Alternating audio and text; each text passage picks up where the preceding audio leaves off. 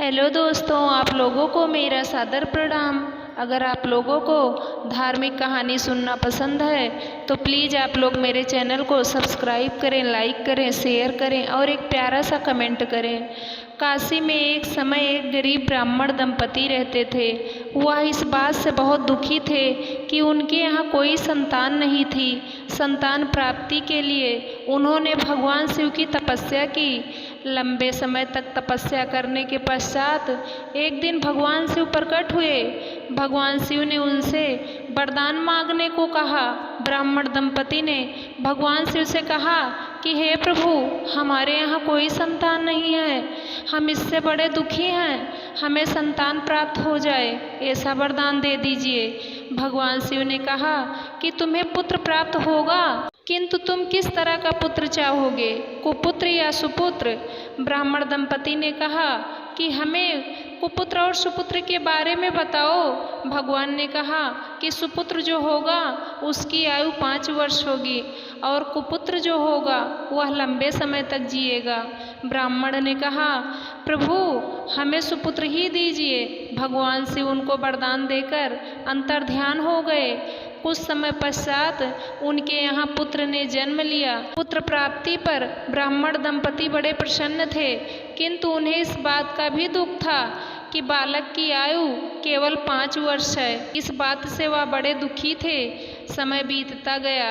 एक दिन ब्राह्मण गुरुदेव के पास गए और जाकर कहा कि हमारे बालक की आयु के कुछ ही दिन बचे हैं, हम क्या करें, ऐसा कुछ बताओ। गुरुदेव ने उनसे कहा कि बालक से तुम सभी के चरणों की वंदना करने को कहो, कोई न कोई रास्ता निकल ही आएगा। ब्राह्मण दंपति ने ऐसा ही किया। उस बालक से सभी की चरण वंदना करवाने लगे। संयोग से उनके यहाँ एक दिन सप्तऋषियों का आगमन हुआ।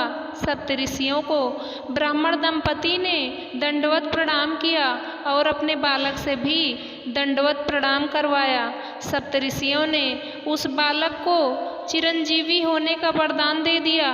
ब्राह्मण ने कहा, मुनेश्वर आपने इसे चिरंजीवी होने का वरदान तो दे दिया है, किंतु इसकी आयु में 3 दिन शेष रह गए हैं। यह सुनकर सप्तऋषि बड़े धर्म संकट में फंस गए। अब क्या किया जाए, वरदान तो दे दिए हैं। सप्तऋषियों को अपनी प्रतिष्ठा का भी मान रखना था।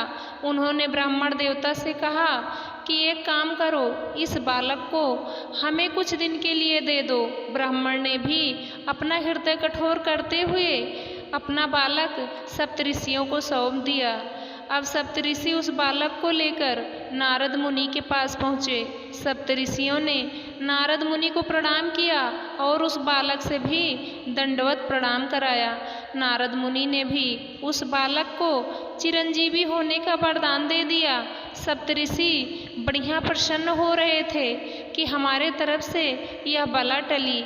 यदि हम झूठे हुए तो नारद जी को भी झूठा होना पड़ेगा।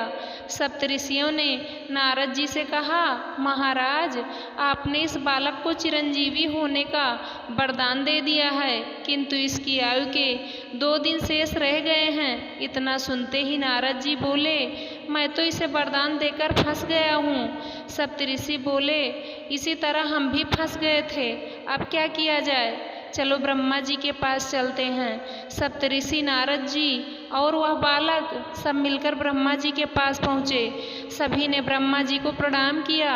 उस बालक से भी दंडवत प्रणाम करवाया गया। ब्रह्मा जी ने भी उस बालक को चिरंजीवी होने का वरदान दे दिया। अब तो नारद जी भी बड़े प्रसन्न हुए। नारद जी ने सोचा, अपने सिर से भी बला टली। यदि हम झूठ हैं तो ब्रह्मा जी को भी झूठा होना पड़ेगा।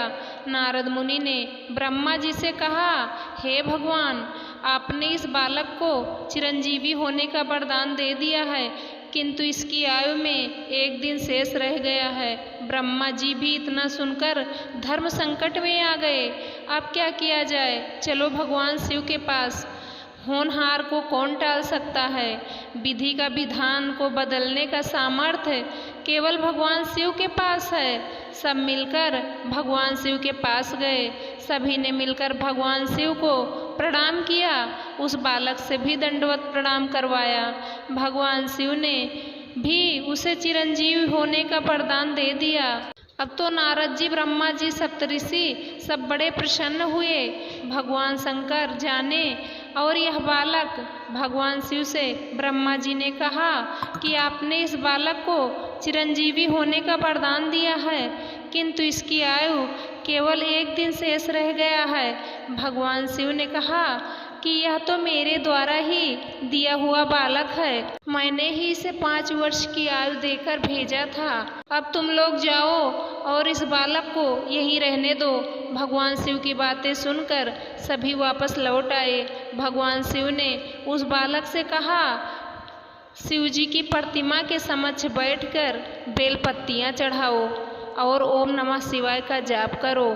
बालक ऐसा ही करने लगा। कुछ समय बाद यमराज उस बालक को लेने के लिए आ गए। समय होते ही यमराज ने उसके गले में फंदा डाला। बालक घबराया, चिल्लाया और शिव जी की प्रतिमा से लिपट गया। भगवान शिव ने यमराज से कहा, क्या कर रहे हो? यमराज ने कहा, भगवान आपकी आयु के 5 वर्ष पूरे हो गए हैं। शिव जी बोले, इसे 5 वर्ष की आयु किसने दी? यमराज ने कहा, प्रभु इसे आयु तो आपने ही दी थी। भगवान शिव ने कहा कि इसके 5 वर्ष किसके हिसाब से गिने जाएंगे? यमराज बोले, भगवान आप ही के हिसाब से गिने जाएंगे। भगवान शिव ने कहा, तो फिर गिनो।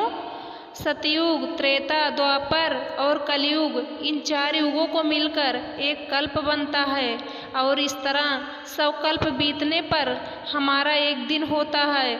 इस हिसाब से इसके 1 वर्ष बनाओ। यमराज बोला, भगवान इस गिनती के अनुसार तो हमारे जैसे कई यमराज बदल जाएंगे, फिर भी इसके 5 वर्ष पूरे नहीं होंगे। भगवान शिव ने कहा कि बस तुम जाओ, इसे यहीं रहने दो। और भगवान शिव की कृपा से वही बालक मार्कंडेय मुनि के नाम से अजर अमर हुआ। दोस्तों, यह कहानी आप लोगों को कैसे लगी कमेंट करके ज़रूर बताना और मेरे चैनल को सब्सक्राइब करना, लाइक करना, शेयर करना।